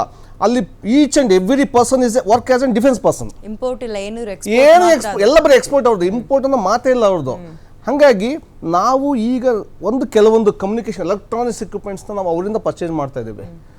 ಇದು ಸ್ಟಾರ್ಟ್ ಆಗಿದ್ದು 2008-09 ಸ್ಟಾರ್ಟ್ ಆಗಿದ್ದು ಅವರಿಂದ ಕಮ್ಯುನಿಕೇಷನ್ ಎಕ್ವಿಪ್ಮೆಂಟ್ಸ್ ಬಂದಾಗ. Why? Because I mean electronics ಫೀಲ್ಡಲ್ಲಿ ನಂದು ಇರೋದ್ರಿಂದ, ಕಮ್ಯುನಿಕೇಷನ್ ಎಕ್ವಿಪ್ಮೆಂಟ್ಸ್ ಇರೋದ್ರಿಂದ ಅವರ ಎಕ್ವಿಪ್ಮೆಂಟ್ಸ್ಗೂ ಸ್ಟಾರ್ಟ್ ಆಗಿದ್ದು ನಮಗೆ 2008 ಬರ್ಲಿಕ್ಕೆ ಸ್ಟಾರ್ಟ್ ಆಗಿದ್ವು. ಇವಾಗ ಆಲ್ಮೋಸ್ಟ್ ಸುಮಾರು ಎಲ್ಲ ಅವರವೇ ಇದ್ದಾವೆ. Communication equipments I am talking about. Radar ಅವರವೇ. ಕಾಸ್ಟಲ್ ಗಾರ್ಡಲ್ಲಿ ಕಂಪ್ಲೀಟ್ ಸರ್ವಿಲೆನ್ಸ್ ರೇಡಾರ್ ಅಂತ ಹಾಕಿದ್ದೀವಿ ಎಂಟೈರ್ ನಮ್ಮ ಕಾಸ್ಟಲ್ ಇದಕ್ಕೆ. ಅದು ಸಹ ಅವ್ರದೆಯ, ಯಾರು ಇಸ್ರೇಲಿಸ್ತು. Completely maintained by BL, Bharat electronics limited, ಬೆಂಗಳೂರ್ದು. ಓಕೆ. ಸೊ ಈಗ ಟೆಕ್ನಾಲಜಿ, ಅವಾಗಿನ ಟೆಕ್ನಾಲಜಿ ಇವಾಗಿನ ಟೆಕ್ನಾಲಜಿ ನಾವು ಕಂಪೇರ್ ಮಾಡಂಗಿಲ್ಲ ಅಂತ. ಅನ್ಕಂಪೇರಬಲ್. ನೋಡಿ, ನಮಗೆ ಅಸಾಲ್ಟ್ ರೈಫಲ್ ತಗೊಂಡು 2014 ಹಿಂದಿನ ಹೇಳ್ತಿರೋದು. ಯಾವಾಗ್ಲೂ ಒಬ್ರು ಹೇಳ್ತಾ ಇದ್ರು, ನನ್ನ ಕರಿಯರ್ ವಿಚಾರದಲ್ಲೂ ಅಷ್ಟೇ, ಮರದ ಕೆಳಗೆ ಒಂದು ಆಶ್ರಯವನ್ನ ನಾವು ಪಡ್ಕೊಳಕ್ಕೆ ಹೋಗ್ಬಾರ್ದು. ಅದು ಆ ಕ್ಷಣಕ್ಕೆ ನಮ್ಮನ್ನ ತಂಪಾಗಿ ಇರಕ್ ಬಿಡುತ್ತೆ, ಬಿಟ್ರೆ ಅದು ನಮ್ಮನ್ನ ಬೆಳೆಯಕ್ ಬಿಡಲ್ಲ ಅಂತ. ಆಲದ ಮರನೇ ಎಕ್ಸಾಂಪಲ್ ತಗೊಂಡ್ರು, ಅದ್ರ ಕೆಳಗೆ ಯಾವ ಸಸಿನೂ ನಾವು ನೋಡೋಕ್ಕಾಗಲ್ಲ, ಅದು ಬೆಳೆಯಕ್ಕೆ ಬಿಡಲ್ಲ. ಸೊ 2014 ನಾವೇನ್ ಡಿಪೆಂಡ್ ಆಗಿದ್ವಿ, ಬರೀ ನಾವು ತರಿಸ್ಕೊಳ್ಳೋದು ಮಾಡ್ತಾ ಇದ್ವಿ ಹೊರತು ನಮ್ಮಿಂದ ಏನು ಉತ್ಪಾದನೆ ಮಾಡ್ಬೇಕು ಅನ್ನೋ ಐಡಿಯಾನೇ ಹೋಗ್ಲಿಲ್ಲ. ಇಲ್ಲ ಮೇಡಮ್, ಅದು ಕೂಲ್ ಆಗ್ತಾ ಇದ್ವಿ ಅಷ್ಟೇ. ಇಲ್ಲ, ಅದು ಬೇರೆ ತರ ಆಗುತ್ತೆ ಅದು. ಬಟ್ ಇಲ್ಲಿ ಏನಾಗಿದೆ ಅಂದ್ರೆ, ನಮ್ಮ ಟೆಕ್ನಾಲಜಿನ ಡೆವಲಪ್ ಮಾಡೋದಕ್ಕೆ ನಮ್ಮ ಪೊಲಿಟಿಕಲ್ ವಿಲ್ ಪವರ್ ಇದ್ದಿಲ್ಲ ಅಂತ. ಅದು ನಾನು ಹೇಳಿಕ್ ಬರ್ತಾ ಇದ್ದೆ. ಇವಾಗ 2014 ಆಲದ ಮರದ ಕೆಳಗಡೆ ನೆಲ್ ತಗೊಂಡು ಬೇರೆ ಆಗುತ್ತೆ ಅಂದ್ರೆ, ಯಾವುದೋ ದೇಶದ ಅಡಿಲಿರೋದಂತ ಲೆಕ್ಕ ಬೇರೆ ಆಗತ್ತೆ. ಇದು ಹಂಗ್ ಬರಲ್ಲ. ಇದು will power of the politics. ನಮ್ಮವರೇ ಬಿಡ್ತಾ ಇರ್ಲಿಲ್ಲ. ನಮ್ಮವರೇ ನಮಗೆ ಶತ್ರು ಇದ್ರು. ಇಲ್ಲಿ ನಮ್ಮವರೇ ನಮಗೆ ಶತ್ರು ಇದ್ರೆ ಬಿಟ್ರೆ ಬೇರೆ ಯಾರು ಇದ್ದಿಲ್ಲ. ನಮ್ಮ ಮೇಡಮ್, ನನಗೆ ಒಂದು ವಿಷಯ ಹೇಳಿ, ನಾಸಾದಲ್ಲಿ ದ ಚೀಫ್ ಇರೋರು ಇಂಡಿಯನ್ಸು. ನಾವು ಅಷ್ಟು ದಡ್ಡಿದವ? ನಮ್ಮ ಒಂದು ಆರ್ಮ್ಸ್ ಅಂಡ್ ಅಮ್ಯುನೇಷನ್ಸ್ ರೆಡಿ ಮಾಡ್ಕೊಳ್ಳೋ ಕೆಪಾಸಿಟಿ ನಮಗಿಲ್ವಾ? ಸೆಟಲೈಟ್ಲೇ ಲಾಂಚ್ ಮಾಡ್ತೀವಿ ಅಂದಾಗ 100 ಸೆಟಲೈಟ್ನ ಒಂದು ರಾಕೆಟಲ್ಲಿ ನಾವು ಲಾಂಚ್ ಮಾಡ್ತೀವಿ ಅಂತಂದಾಗ ಅಷ್ಟು ಕೆಪಾಸಿಟಿ ಇರ್ತಕ್ಕಂಥದ್ದು ಆರ್ಮ್ಸ್ ಅಂಡ್ ಅಮ್ಯುನೇಷನ್ಸ್ ಮಾಡೋಕೆ ನಮ್ಗಾಗಲ್ವಾ? ಬಿಟ್ಟು ನೋಡಿಲ್ಲ ನೀವು. ಅಲ್ಟಿಮೇಟ್ ಆಗಿ ಗೊತ್ತಾಗೋದು ನಮ್ ಬಲ್ವೇ ಬಲ ನೀರಿನ ಜಲ್ವೇ ಜಲ ಅಂತ ಡಿಪೆಂಡ್ ಆಗ್ಬಾರ್ದು ಅಂತ ಹೇಳಿ. ಕಾವೇರಿ ಇಂಜಿನ್ ಇಲ್ಲದಕ್ಕೆ ನಮ್ದು ನಿಂತಿದೆ ತೇಜಸ್ ಡೆವಲಪ್ ಆಗಿ 2007 ಡೆವಲಪ್ ಆಗಿದ್ದು. ಅಂಡ್ ಇದನ್ನೆಲ್ಲ ಬರೀ ರಿಪಬ್ಲಿಕ್ ಡೇ ದಿನ ಶೋ ಆಫ್ ಮಾಡಕ್ಕಲ್ಲ ಅನ್ನೋದನ್ನ ಪ್ರೂವ್ ಮಾಡ್ತಾ ಇದೀವಿ ಈಗ ನೋಡಿ madam, equivalent to Rafale equivalent ಆಗಿ ಅದಕ್ಕಿಂತ ಈಕ್ವಲ್ ಆಗಿ ನಿಂತಿದೆ ನಮ್ದು ತೇಜಸ್. ಹೌದು, ಈಕ್ವಲ್ ಆಗಿ ನಿಂತಿದೆ ಅದಕ್ಕೆ. ಈಗ ಅಮೆರಿಕ ಏನಕ್ಕೆ 404 ಇಂಜಿನ್ ಕೊಡ್ತಾ ಇಲ್ಲ ಅನ್ನೋದಕ್ಕೆ ಕಾರಣ ಏನಪ್ಪಾ ಅಂದ್ರೆ ನಮ್ದು ಏನಾರ ಸಕ್ಸಸ್ ಆಯ್ತು ಅಂದ್ರೆ, ಯಾಕೆಂದ್ರೆ ನಮ್ದು ಹಾರ್ಡ್ವೇರ್ ಟೆಕ್ನಾಲಜಿ ಬಹಳ ಸ್ಟ್ರಾಂಗ್ ಇದೆ. Hardware technology compared to others ಬಹಳ ಸ್ಟ್ರಾಂಗ್ ಇದೆ. ಫುಲ್ ಸಕ್ಸಸ್ಫುಲ್ ಇದು ಯಾವುದೋ ನಮ್ಮ ತೇಜಸ್ಸು. ಅದು ಬಂತು ಅಂದ್ರೆ ಮ್ಯಾಕ್ಸಿಮಮ್ ಎಲ್ಲ ಕಂಟ್ರಿಲಿ ಏನು ಪ್ರೊಡಕ್ಷನ್ ಆಗ್ತಿದೆ ಫೈಟರ್ ಜೆಟ್ಸ್, ಅಮೆರಿಕ ಇರ್ಬೋದು, ರಷ್ಯಾ ಇರ್ಬೋದು, ಇಸ್ರೇಲ್ ಇರ್ಬೋದು, ಜರ್ಮನಿ ಇರ್ಬೋದು, ಅವನ್ನೆಲ್ಲ ಹಿಂದಾಕ ಒಂದು ಕೆಪಾಸಿಟಿ ನಮ್ಮ ಇದಕ್ಕಿದೆ ತೇಜಸ್ಗೆ. ಹಾಗಾಗಿ ಸೊ ಇದರಲ್ಲಿ ಕೆಲವೊಂದು ಭಾಳ ಪೊಲಿಟಿಕ್ಸ್ ಇಂಟರ್ನ್ಯಾಷನಲ್ ಪೊಲಿಟಿಕ್ಸ್ ಇದೆ ಇದರಲ್ಲಿ. ಈಗಿನ ವೆಪನ್ಸ್ ಅಂತ ಬಂದಾಗ ಸದ್ಯದ ಪೊಲಿಟಿಕಲ್ ವಿಚಾರ ಹೇಗೆ ಸಪೋರ್ಟ್ ಮಾಡುತ್ತೆ? 100% ಫ್ರೀ ಆಗಿಬಿಟ್ಟಿದ್ದಾರೆ. 100% ಹೌದಾ? ಸೊ ದಟ್ ನಾವ್ ಇಷ್ಟೊಂದು ಸ್ಟ್ರಾಂಗ್ ಆಗಿ ನಿಂತ್ಕೊಂಡು ಮಾತಾಡ್ತಾ ಇದೀವಿ ಅಂಡ್ ಹೋರಾಡಕ್ ರೆಡಿ ಆಗ್ತಾ ಇದೀವಿ ಅಂತಲ್ಲ. ಏನಾಗಿತ್ತು ಮೊದ್ಲು ಹೆಂಗಿದ್ವಿ ಅಂದ್ರೆ ನಾವಿದ್ದಾಗ ಕೈಯಲ್ಲಿ ಹ್ಯಾಂಡ್ ಕಪ್, ಓಕೆ, ಕೈಯಲ್ಲಿ ಬೇಡಿ, ಹೆಗಲಲ್ಲಿ AK-47. ಅವಾಗ ನಾನು ಎಲ್ಲಿ ಯಾರಿಗೆ ಅಂತ ಹೊಡಿಯಕ ಇದೆ ನನ್ನ ಹತ್ರ ಆಪರೇಟ್ ಮಾಡಕ್ ಬಿಡವ್ರು ಯಾರು ಅಂದ್ರೆ ನಮಗೆ ಹಾಕಿದ್ರು ಅಂತ ನಾವು ಅವರು ಇವರು ಟೆರರಿಸ್ಟ್ಗಳು ಹೊಡಿ ಹತ್ರದೊಳಗಿಂದ ನಮ್ಗೆ ಬೀಳೋರು. आपका फायरिंग ऑर्डर दिल्ली से आना है, हम लोग हमारा खुद कर लेते हैं ಅಂತ ಬೆದರ್ಸೋರು, ಹೇಳೋರು. ಅವಾಗ ಏನ್ ಮಾಡಕ್ಕೂ ಆಗ್ತಿಲ್ಲ. ನಿಮಗೆ ಆರ್ಡರ್ ಹಂಗ್ ಮಾಡಿ ಹಿಂಗ್ ಮಾಡಿ ಅನ್ನಕ್ಕೆ ಡೆಲ್ಲಿಯಿಂದ ಬರ್ಬೇಕು, ಇಲ್ಲಿ ನಮ್ ನಿರ್ಧಾರ ನಾವೇ ತಗೊಳ್ತೀವಿ ಅಂತ ಇದ್ವಿ. ಯಾವಾಗ ನೀವು ಸೇನೆಯಲ್ಲಿ ಇದ್ದಾಗ ಸೇವೆ ಕೊಡ್ಬೇಕಾದ್ರೆ ಇದೆಲ್ಲವೂ ಕೂಡ 2014 ಹಿಂದಿನದ್ದು ಹೇಳ್ತಾ ಇದಾರೆ ಅವರು. ಈಗ ಯಾಕೆ ಇಷ್ಟು ಸ್ಟ್ರಾಂಗ್ ಆಗಿದೀವಿ ಅನ್ನೋದಕ್ಕೆ ಫ್ರೀ ಹ್ಯಾಂಡ್. ಆಮೇಲೆ ನಾವು ಕೋಕಾಗಳು ಹೊಡಿತೀವಿ ಅಂದ್ರೆ ಫೈರ್ ಮಾಡ್ತೀವಿ, ಖಾಲಿ ಕೋಕಾ ಬಂದು ರಿಟರ್ನ್ ಮಾಡಬೇಕು. ಇವಾಗ ನಾನು ವಾರ್ಫೀಲ್ಡಲ್ಲಿ ಇದ್ದೀನಿ ಅಂದರೆ ಫೀಲ್ಡಲ್ಲಿ ವರ್ಕ್ ಮಾಡ್ತಾ ಇದ್ದೀನಿ. ಆಗ ನಾನು ಈ ಕೋಕಾ ನೋಡಲ್ಲ, ಇಲ್ಲಾಂದ್ರೆ ಒಂದು ದುಶ್ಮನ್ ನೋಡಿಲ್ಲ, ಈ ಥರ ಎಲ್ಲ ಕೌಂಟ್. ಇವತ್ತೇನು ಕೇಳಲ್ಲ, ನೀನು ಏನು ಬೇಕಾದ್ರೆ. ಅದಕ್ಕೆ ಕೇಳಿದ್ವಿ, ಎಷ್ಟು ಮಿಸ್ ಮಾಡ್ಕೊಳ್ತೀರಿ ಈಗಿನ ಟೆಕ್ನಾಲಜಿನ? ಅವಾಗ ಇದ್ದಿದ್ರೆ ಏನು ಮಾಡ್ಬೋದಿತ್ತು ಅಂತ ಅನ್ಸುತ್ತೆ, ಆ ಜೋಶ್ ಇರುತ್ತಲ್ಲ. ನನಗೆ ನಾನು ರಿಟೈರ್ಡ್ ಆಗಿ ಬಂದಮೇಲೆ ನಾವು ಸಲ ಇದಕ್ಕೆ ಕಾಶ್ಮೀರ್ಗೆ ಹೋಗಿದ್ದೆ. ಆವಾಗ ನಾನು MMG ಪೋಸ್ಟ್ಗೆ ಹೋಗಿದ್ವಿ. ಅಲ್ಲೂ ಅದು ಮೇಲೆ ಇದತ್ರ ಇದೆ MMG ಪೋಸ್ಟಲ್ಲಿ ಹೋಗ್ಬಿಟ್ಟು ಒಬ್ರನ್ನ ಕೇಳಿದೆ ನಾನು, ಈಗ ನೀವು MMGನ ಯೂಸ್ ಮಾಡೋದ್ರೆ ಯಾವ ಥರ ಮಾಡ್ತೀಯಾ ಅಂತ. ನಾನು ಒಬ್ಬ ಈ ಥರ ಆರ್ಮಿ ಆಫೀಸರ್ ಅಂತೆಲ್ಲ ಮಾತಾಡಿದ್ಮೇಲೆ ಅವನು IAS BT ಅಂತ ಎಲ್ಲ ಇದು ಎಲ್ಲ ನೀರು ಗೀರೆಲ್ಲ ಕೊಟ್ಟು ಚಾಯ್ ಮಾಡಿ ಎಲ್ಲ ಮಾತಾಡಿ ಯಾಕೆ ರಿಪ್ಲೈ ಮಾಡ್ತೀಯ ಅಂದಾಗ ಅವ್ನು ಹೆಂಗೆ ತೋರಿಸ್ದ ಅಂದರೆ ಒಂದು ಮ್ಯಾಗ್ಝಿನ್ ಒಳಗಡೆ ಹಾಕಿ ದದ್ ಹೊಡೆದು ಕ್ಲಿಯರ್. ನಿಮ್ದು ಹೆಂಗಿತ್ತು ಅವಾಗ? ಆಗ ನಾವೆಲ್ಲ ಹೊಡಿತಾ ಇದ್ವಿ, ಹೊಡಿಯಕ್ಕೆ ಬಿಡ್ತಾ ಇರ್ಲಿಲ್ಲ. ನಮ್ಮ ಕಣ್ಣು ಎದುರಿಗೆ ಟೆರರಿಸ್ಟ್ ಹೋಗ್ತಾ ಇದ್ರು ಹೊಡಿಯಕ್ಕೆ ಆಗ್ತಿಲ್ಲ, ಕೈ ಕಟ್ ಕೂತ್ಕೊಳ್ಳೋ ಪರಿಸ್ಥಿತಿ ಇತ್ತು. ಮುಂದೆ ಹೋಗ್ತಾ ಇದ್ದಾನೆ, ಗೊತ್ತಿದೆ ಟೆರರಿಸ್ಟ್ ಹತ್ರ ಆರ್ಮ್ಸ್ ಆಮ್ಯುನೇಷನ್ಸ್ ಎಲ್ಲ ಇದೆ ಅಂತ ಗೊತ್ತು. We can't, we are helpless ಆಗಿದ್ರಿ ಅವಾಗ, ಟೋಟಲ್ ನಿಸ್ಸಹಾಯಕರು ಅಂತ ಹೇಳ್ತಾರಲ್ಲ ಕನ್ನಡದಲ್ಲಿ. ಆ ಒಂದು ಅದಕ್ಕಿಂತ ವರ್ಸ್ಟ್ ಯಾವ್ದಾದ್ರು ವರ್ಡ್ ಇದ್ರೆ ಯೂಸ್ ಮಾಡ್ಕೊಳ್ಳಿ ಅದನ್ನ. ಅಷ್ಟು ಸ್ಟೇಜ್ ಇತ್ತು ನಮ್ದು. ನಾವು ಕಣ್ಣಾರ ನೋಡಿದ್ರೆ ನಮ್ಮ ಸ್ನೇಹಿತರು, ನಮ್ಮ ಕಲೀಗ್ಸ್ನ ಬಾರ್ಡ್ರಲ್ಲಿ ಹೊಡೆದ ನಂತರ ಹೆಣ ತಗೊಳಕ್ಕೆ 7 ದಿವಸ ಗಟ್ಟಲೆ ನಾವು ಕಾಯ್ಬೇಕು ಅಂದ್ರೆ ಅದಕ್ಕಿಂತ ದುರ್ದೈವ ನಮ್ದು ಎತ್ತಿಡಿಯಲ್ಲಿ. ಇವಾಗ ಹಂಗಿಲ್ಲ. ಅವ್ನು SLR ಇಂದ ಹೊಡೆದ್ರೆ ನಾವು MMG ಹೊಡಿತೀವಿ, ಅವ್ನು MMG ಹೊಡೆದ್ರೆ ನಾವು ರಾಕೆಟ್ ಲಾಂಚ್. ನೀನು ಒಂದ್ ಹೊಡಿ ನಾವು 10 ಹೊಡಿತೀವಿ, ಅದಕ್ಕಿಂತ ಡಬಲ್ ಮೇಲೆ ಹೊಡಿತೇವೆ ಅಂತ ಲೆಕ್ಕ. ಇವಾಗ ಡ್ಯಾಮೇಜ್ ಅಷ್ಟು ಪಟ್ಟು ಜಾಸ್ತಿ ಇರುತ್ತೆ ಅಂತ ನೋಡಿ ಮೇಡಮ್. ಇದು ಪಾಕಿಸ್ತಾನ ಬಂದ್ಬಿಟ್ಟು ಹೆಂಗೆ ಅಂತಂದ್ರೆ ಅವರಿಗೆ ಅವ್ರದ್ದೇ ಆದಂತ ಕಾನೂನು, ಅವ್ರಿಗೆ ಹೇಳೋರು ಕೇಳೋರು ಯಾರು ಇಲ್ಲ. ದೇಶದ ನಮ್ಮಲ್ಲಿ ಬಿಡಾಡಿ ದನ ಅಂತಾರಲ್ಲ ನಮ್ ಕಡೆ, ಬಿಡಾಡಿ ದನ ಬಿಡೋದು ಅಂತ, ಅದಕ್ಕೆ ಬೇಕಾದಂಗೆ ಗೂಳಿ ತರ ವರ್ತಿಸುತ್ತೆ ಅಂತಲ್ಲ. ಮೂಗ್ದಾರ ಹಾಕಿದ್ರು ನಿಮಗೆ, ಅವ್ರನ್ನ ಹಂಗ್ ಬಿಟ್ಟಿದ್ರು ಹಂಗೆ. ಇನ್ನೊಂದ್ ಏನಂದ್ರೆ ಅಲ್ಲಿ ಆರ್ಮಿನೇ ಮೇಲಲ್ಲಿ, ಪೊಲಿಟಿಕ್ಸ್ ಅದಕ್ಕೆ ಲೆಕ್ಕನೇ ಇಲ್ಲ ಅವ್ರಿಗೆ. ಪೊಲಿಟಿಕ್ಸ್ ಅಂದ್ರೆ ನಥಿಂಗ್ ಅವರಿಗೆ. ಸುಮ್ಮನೆ ತೋರ್ಸಕ್ಕೋಸ್ಕರ ಇಟ್ಕೊಂಡು ಸಾಲ ತಗೊಂಡ್ಬರ್ಬೇಕು, ಮಾಡ್ಬೇಕು, ಮಟ್ಬೇಕಂದ್ರೆ ಪೊಲಿಟಿಕ್ಸ್ ಬೇಕಷ್ಟೇ ಅವರಿಗೆ. ಬಾಕಿ ಯುಟಿಲೈಸ್ ಮಾಡೋದೆಲ್ಲ ಇವರೇ, ಆಯ್ತಾ? ಸೊ ನಮ್ಮ ದೇಶದಲ್ಲಿ ಹಂಗಿಲ್ಲ, ನಾವೆಲ್ಲದಕ್ಕೂ ಲೆಕ್ಕ ಕೊಡ್ಬೇಕಿಲ್ಲ. ಹಾಗಾಗಿ ನಮಗೂ ಅವ್ರಿಗೂ ಭಾಳ ವ್ಯತ್ಯಾಸ ಇದೆ. ಅವರು ಹೆಂಗ್ ಬೇಕು ದಡ್ಡ ಬಡ್ಡಿ ಮಕ್ಕಳಂಗೆ ಆಡ್ಬೋದು, ನಾವು ಹಂಗೆ ಆಡಕ್ಕಾಗಲ್ಲ. ದೇಶಕ್ಕೆ ಸೇನೆ ಬೇಕು, ಸೇನೆಗೆ ದೇಶ ಅಲ್ಲ. ಸೇನೆಯೇ ದೇಶವನ್ನ ಬೆಳೆಸೋದಾದ್ರೆ ಬಳಸೋದಾದ್ರೆ ಏನಾಗುತ್ತೆ ಅಂದ್ರೆ ಈ ಪಾಕಿಸ್ತಾನ ಆಗುತ್ತೆ ಅಂತ ಉದಾಹರಣೆ. ಈಗ ನೀವು ಒಂದು ವಿಷಯ ನೀವು ಹೇಳಿ, ಇಂಡಿಯನ್ ಆರ್ಮಿಲಿ 1947 ನಂತರ ಚೀಫ್ ಆಫ್ ಆರ್ಮಿ ಸ್ಟಾಫ್ ಇರ್ತಕ್ಕಂಥ ಅಥವಾ ಚೀಫ್ ಆಫ್ ಏರ್ಫೋರ್ಸ್ ಆಗಿರ್ಬೋದು, ಚೀಫ್ ಆಫ್ ನೇವಿ ಆಗಿರ್ಬೋದು, ಎಷ್ಟು ಜನ ರಿಟೈರ್ಡ್ ಆಗಿದ್ದಾರೆ. ಯಾರಾದ್ರೂ ಒಬ್ರು ನೀವು ಹೊರಗಡೆ ಹೋಗಿ ಸೆಟ್ಲ್ ಆಗಿರೋ ಕೇಳಿದಿರಾ?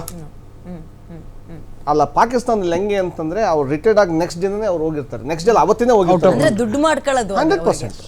ದೇಶ ಸೇವೆ ಅಲ್ಲ, ದುಡ್ಡು ಹೌದು. ಮಾಡ್ಕೊಳ್ಳೋದು. ಆ ಪೀರಿಯಡ್ ಖಜಾನೆ ತುಂಬಿಸ್ಕೊಳ್ಳೋ ಪೀರಿಯಡ್ ಅಷ್ಟೇ ಅವರಿಗೆ. ನಮ್ಮ ಇಂಡಿಯನ್ಸ್ ಅಲ್ಲಿ ಇರುವಂತ ಎಲ್ಲ ಸೋಲ್ಜರ್ ಇಂದ ಹಿಡಿದು ಹೈಯರ್ ರ್ಯಾಂಕ್ ವರೆಗೂ ನನಗೆ ದೇಶ ಏನ್ ಕೊಡುತ್ತೆ ಅನ್ನೋದಲ್ಲ, ನಾವು ದೇಶಕ್ಕೆ ಏನ್ ಕೊಡ್ತೀವಿ ಅನ್ನೋದು ನಮ್ಮ ನನ್ನ ಸೇನೆ, ನನ್ನ ಹೆಮ್ಮೆ ಸರ್. ನಾವು ಹೇಳಿದ್ವಲ್ಲ ಯುದ್ಧ ಡಿಕ್ಲೇರ್ ಆಗ್ಬೋದೇನೋ ಅಂದ್ರೆ ಅವ್ರಾಗೆ ಸ್ವತಃ ಹೇಳ್ತಾರೆ, ನಾವು ರಿಟೈರ್ಡ್ ಆದ್ರೂ ಪರವಾಗಿಲ್ಲ, ನಮ್ಮನ್ನ ಕರೀಲಿ, ನಾವು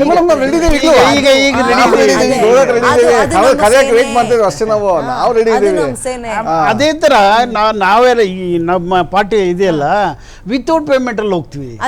ಪೇಮೆಂಟ್ ಬೇಡ, ಬರ ಊಟ ಕೊಡಿ, ನಾವೇ ದೇಶಕ್ಕೆ ಏನ್ ಕೊಡ್ತೀವಿ ಅಂತ ಅದನ್ನ ಆಗ ಬೆಳೆಸುತ್ತೆ ನಮ್ಮ ಸೇನೆ. ನಾವೀಗ ಸರ್ವೈವ್ ಆಗ್ತದೆ ಅಥವಾ ನಾವು ಅಲ್ಲಿ ಸರ್ವಿಸ್ ಇದ್ದಾಗ ಎಲ್ಲ ಟ್ಯಾಕ್ಸ್ ಪೇಯರ್ಸ್ ದುಡ್ಡಿತ ನಮಗೆ ಬರ್ತಿದ್ದು, ಬೇರೆ ಯಾವ್ದು ದುಡ್ಡಿಲ್ಲ ನಮಗೆ. ಸೊ ಟ್ಯಾಕ್ಸ್ ಪೇಯರ್ಸ್ ದುಡ್ಡು ನಮಗೆ ಬರ್ತಿದ್ದಾಗ ಆ ಜಾತಿಯತೆಯಲ್ಲಿ ಟ್ಯಾಕ್ಸ್ ಏನು ಕಲೆಕ್ಟ್ ಮಾಡ್ತಾ ಇಲ್ಲ. ಯಾರು ಕಲೆಕ್ಟ್ ಮಾಡ್ತಾ ಇದ್ರ? ನಿನ್ ಜಾತಿ ಇಷ್ಟು, ನೀನ್ ಕಲೆಕ್ಟ್ ಮಾಡಿ, ಈ ಜಾತಿ ಇಷ್ಟು. ಇಲ್ಲ, ಕಿತ್ತಾಡ್ಕೊಳಕ್ ಒಂದು ವಿಚಾರ ಜನರಲಿ ಹೇಳ್ತಿರೋದು ಟ್ಯಾಕ್ಸ್ ಒಂದು ಎಲ್ಲರೂ ಕೊಡ್ತಾರೆ, ಆ ಟ್ಯಾಕ್ಸ್ ಇಂದ ಸ್ಯಾಲರಿ ಅಂತ ಹೋಗುತ್ತೆ. ಅದನ್ನ ನಾವು ಅರ್ಥ ಮಾಡ್ಕೋಬೇಕು.